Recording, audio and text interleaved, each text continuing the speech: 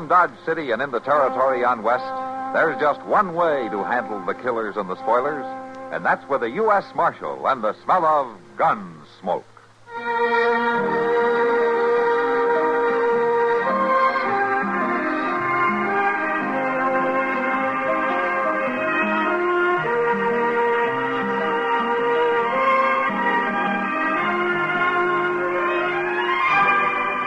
Gunsmoke, starring William Conrad. The story of the violence that moved west with young America. And the story of a man who moved with it. I'm that man. Matt Dillon, United States Marshal. The first man they look for and the last they want to meet. It's a chancy job, and it makes a man watchful. And a little lonely.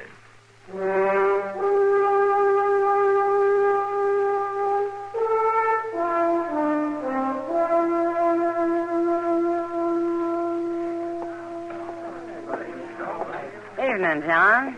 Oh, Miss Russell. Good evening. Hello, Chester. Oh, Miss Kitty.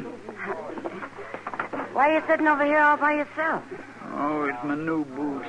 I just could not stand on my feet another minute. New boots? Yeah. Oh, hey, they're mighty good looking, Chester. Yeah, but I'll be thankful when they feel as good as they look. Here's your coffee, Chester. Oh, my, I sure do thank you, Sam. Waiting on me hand and foot this way. Well, it ain't every day that you get new boots, Chester. It sure ain't, and that's a fact. Oh, look, the man at the door. What do you mean? Good heavens.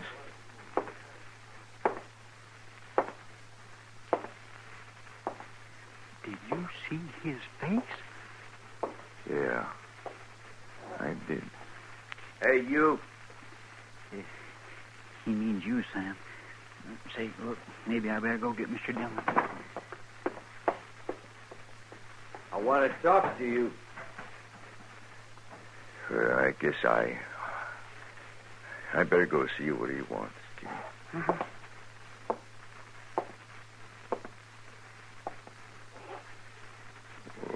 What is it, mister? Can I get some food here? The store is closed. You put it in this bag, I'll take it with me. Well, okay, mister. Charlie, put some bread and meat and some ground coffee in this bag right away. Okay, Sam. The food will be right out, mister. Thank you. He just wanted something to eat, Kitty. I know. Sam, I can't bear to look at him.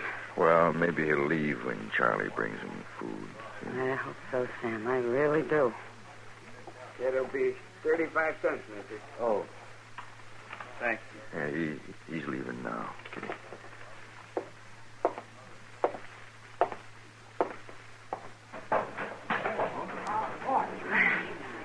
Sam, I need a drink. Oh, me too. I've never seen nothing so frightful ugly in all my life. I don't know where he come from, but I'll tell you boys one thing. That critter ain't human. Matt? Hello, Kitty. Sam? Kitty, you're pale as a ghost. What's going on here? Well, didn't Chester tell you? Tell me what? I haven't seen Chester. A man was just in here, Matt. A man with a face that was Oh. horrible. Well, there are some faces still here that won't take any prizes, you know. Oh, no, it's no joke, Marshal. This was worse than anything I ever seen. That's true, Matt. Well, what'd this fella do? Nothing. He just bought some food and left us all. Marshal Dillon, Yeah. What is it, Frisbee? if you want some help to run that critter down, me and the boys are ready. Now, wait just a minute. As I get it, an ugly man walked in here and bought some food and left, and that's all. He was more animal than man, Marshal. Ask anybody. Now, hold it! Now, we don't arrest people around here for the shape of their faces. Matt, it wasn't a face. No, it was all twisted and slick-looking, like tallow that had commenced to melt. You mark my words. You leave that critter run loose in this territory, and you'll have trouble. Mr. Dillon. Yeah, what is it, Chester? That ugly-looking man, he's after Doc. What? Yes, sir, I seen him. There was a light in Doc's office, and that man was sneaking up, and when he seen me, he busted right in on Doc. Well, Marshal? You stay out of this. All of you. I'll handle it.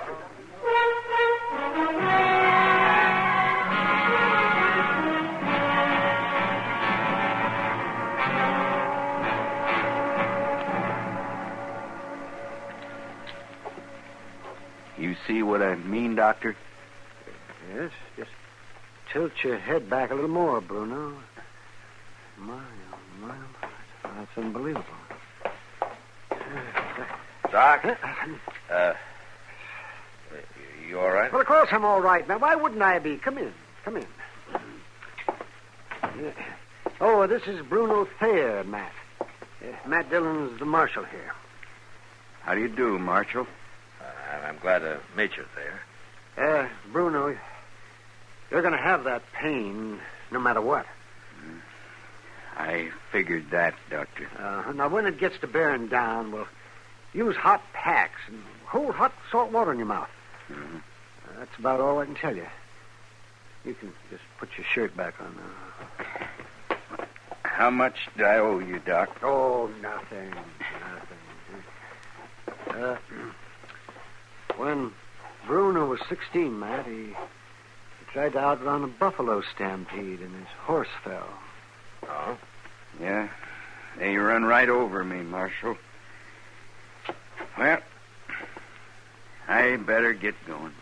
He's going to take over the old Jenks farm, Matt. Oh, that's so.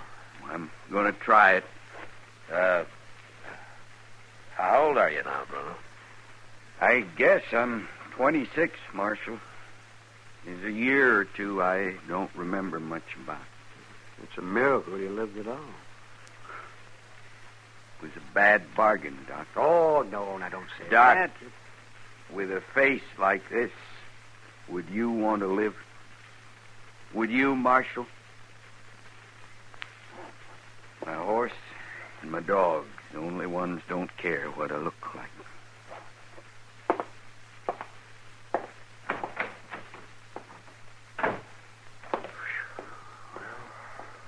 Well, Matt? I don't know about you, Doc, but I'm not sure that I would want to live.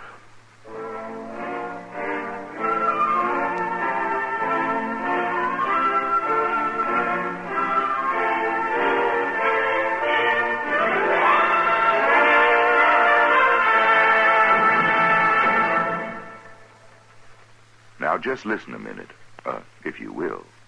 I've got a little story to tell you. Well, it's not so little. It's sort of a tall tale. It's about the pride of Company 40. Mose was his name, a fireman and a legendary hero of firemen. They say old Mose had feet like East River barges. His beaver hat measured 2 feet from crown to brim, and his fireman's helmet was about the size of a pup tent. Yes, Mose was big, and he was strong. And in addition, he had the speed of a panther. Mose was always the first to reach the scene of a fire, and it seemed that no rescue was impossible for him to execute. He could climb buildings using the windows for a ladder, jump over alleys like a cat, tear through walls with his bare fists, blow a path through smoke using his lungs like a bellows. And when he'd come across a small one-room fire, he'd close the doors and windows and inhale, and the fire would be smothered from lack of oxygen. Oh, he was quite a man, old Mose. And when Mose wasn't fighting fires, he was the terror of the East Side toughies and the plug uglies. Mose just naturally didn't like bullies and lawbreakers, and he'd fight them singly or in groups of any size. If the occasion called for it, he'd rip a tree out of the ground and use it like a policeman's nightstick. Yes, sir, the lawless element gave old Mose a wide berth, you bet. But Mose was a bashful sort of feller. And when public admiration got too strong for him in New York and folks got to sending in false alarms just to see him, why, he just faded out of sight. Later, people in Illinois swore they saw him put out the Chicago fire in 1871. And Californians credit him with countless rescues and the final smothering of the San Francisco fire of 1906. Yes, sir. Stories about old Mose, the pride of Company 40, are easy to believe, aren't they? say, isn't it nice being citizens of a country where you can laugh and talk about things free as a breeze, and write and read and worship too? Yes, sir. Maybe you don't think about it much, but you should.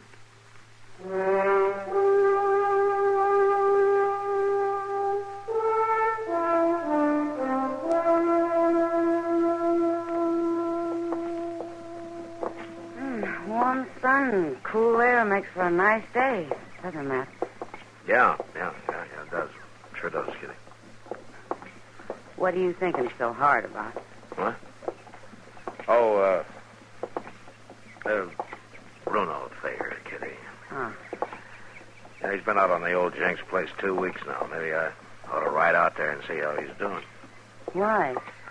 Well, everybody else in Dodge has, judging by the number of wild stories going around. He murders travelers and buries them in his garden. He conjures up evil spirits. He calls the coyotes to counsel with him in the middle of the night. All kinds of crazy stories like that. Well, I'm not so sure it's all crazy, Matt. Kitty, will you... Look, 3 different friends of mine swear they've ridden by and heard Bruno talking to something, but there was nothing there to talk to. Sure there was. What? His dog. Come on, let's get some dinner.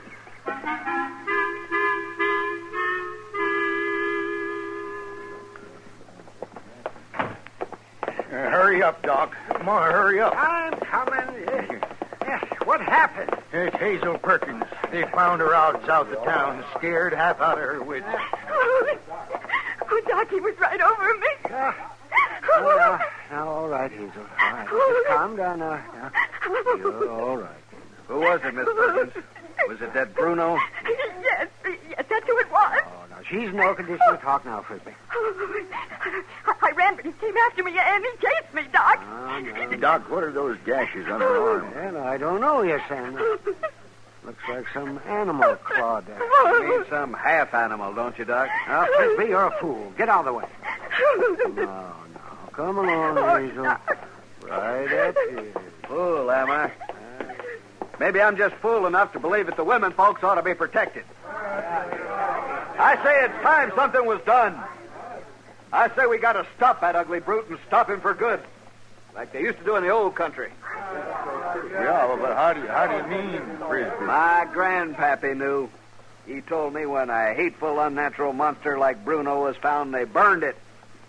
And they took what was left and drove an oak stake through it. Then they were safe. And not before. Well, I never heard of that. Seems to me the marshal... The marshal had his chance. My chance to do what, Frisbee? It was you let that critter loose on us, Marshal. What happened to Hazel Perkins is your fault. Hazel Perkins? Bruno grabbed her, Marshal. She's all bit up and scared half to death. Where is she? She's up in Doc's office. What are you aiming to do, Marshal? I'm aiming to find out what really happened, Frisbee. We've had about enough talk. We want action. Just one more word out of you, and I'll give you more action than you can handle. After I've talked to Hazel, if Bruno Fair needs bringing in, I'll go get him and I'll bring him in, but I'll do it without you or anybody else.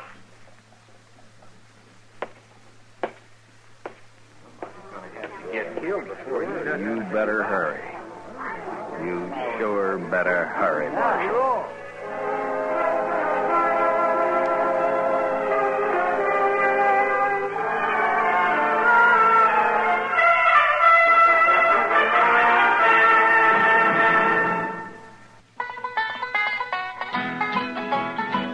This land is your land.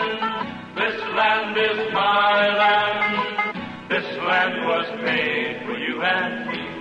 Stephen Foster came from Alabama, and Al Jolson was always Alabama bound. Even though there was no particular validity to these claims, there was a definite sincerity behind them. For Bama has a sense of charm and hospitality unlike any other state. Maybe Stephen Foster didn't come from Alabama, but Helen Keller did. And so did a lone wolf train robber named Rube Burrow. And what if Jolson didn't go there? George Washington Carver did. And his experiments at Tuskegee brought international fame to him and the state. For all the deep radical changes experienced by the Cotton State, some things never seem to change. Each spring, the fields and roadsides are carpeted with primroses.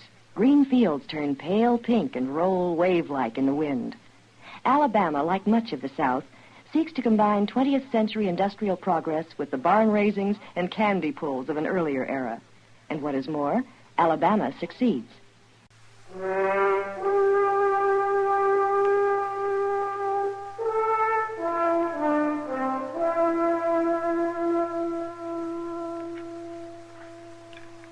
Hand me that bottle, will you, man? Yeah, sure, Doc. Just hold still now, Hazel. Oh. Well, that stings a little, doesn't it? But it's better than getting blood poisoning. Now, Hazel, I know you're still upset, but try to think clearly this time, huh? Now, just once more. Before you saw Bruno, what happened? Well, my horse shied and threw me. And what did your horse shy from? I don't know. But the next thing I remember is that hideous face bending over me. And then what? He grabbed me, and I felt his long nails sink into my arm. This arm here, where these scratches start? Well, yes, of course. And then? Well, then he began to laugh. To laugh? That's right. Oh, it was dreadful, just dreadful. I tried to fight him off, Marshal, but he was terrible strong. And... Well, Hazel, why didn't Bruno laugh the last time? Well, what do you mean, Dr. Adams? Well, I mean that every time you tell this story, it gets better.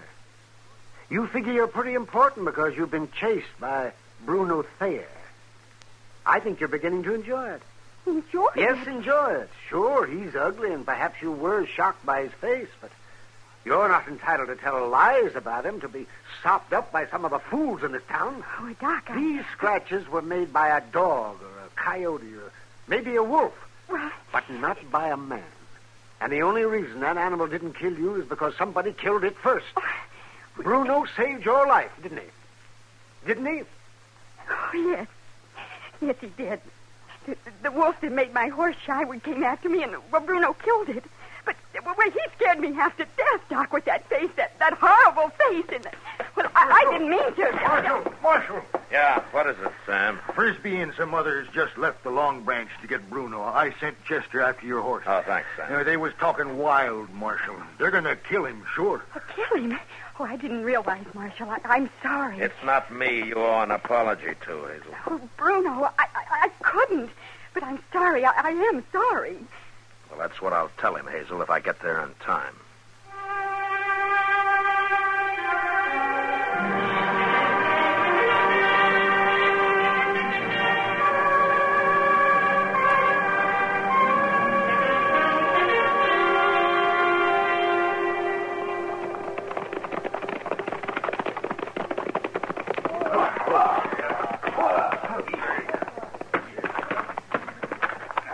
There he is. He ducked in his shack. We got him trapped now, just like we wanted. We'll spread out and circle him. I'm going to go this way. Watch me. We'll close in on my signal. Yeah, all right. Hey there! Hold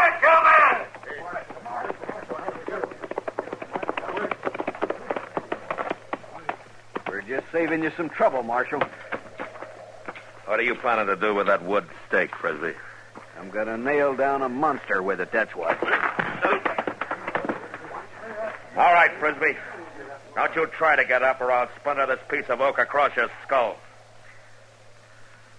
Now, the rest of you men, get back on your horses and don't stop in Dodge City. If I see any one of you there again, I'll lock you up. Now, move!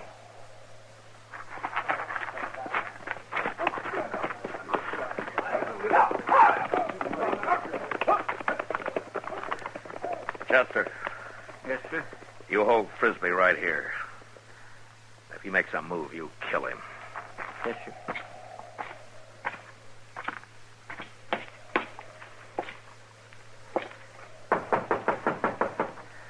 Bruno.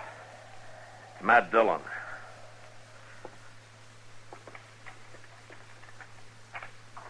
Can I come in?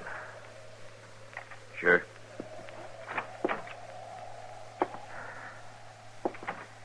You saw those men out there, huh? I saw him. You knew that they were out here to get you, didn't you? I figured somebody'd be coming out here.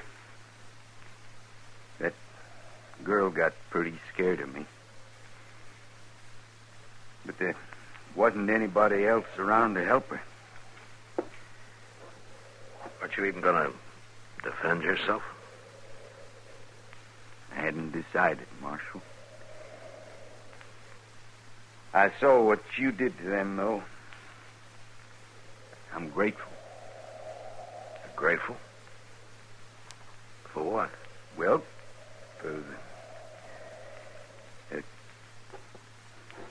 for saving your life? Yeah. Yeah, for saving my life. Well, it looks like you really wanted to live after all, doesn't it? Yeah, I guess it does. Hazel Perkins says to tell you that she's awful sorry for the way she acted. Oh? Yeah. Well, I'll see you, Bruno. Oh, here's a nice piece of oak wood for you. Make yourself a hat rack, huh? I think you'll be having some friendly callers one of these days. So long, Marshal. So long, Bruno.